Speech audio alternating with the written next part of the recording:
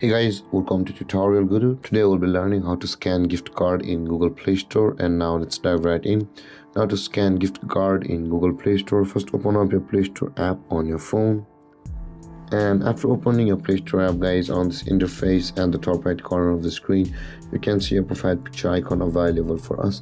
Tap on your profile picture icon at the top right corner of the screen, and this kind of interface will appear where you can see the payments and subscriptions option available for us.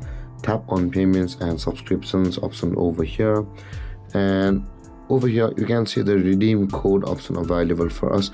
Now in order to scan the gift card of your Google Play Store, first tap on the redeem code, and this kind of interface will appear where you can either enter the code or you can see the scan gift card option available for us. Tap on the scan gift card option, and this kind of camera will open where you'll be required to place the code over here where my hand is showing. And after you have entered or shown your code to the camera placing over here, the code will be scanned by the Google Play Store and redeemed on your account. And that being said, guys, this is how you'll be able to scan gift card in Google Play Store.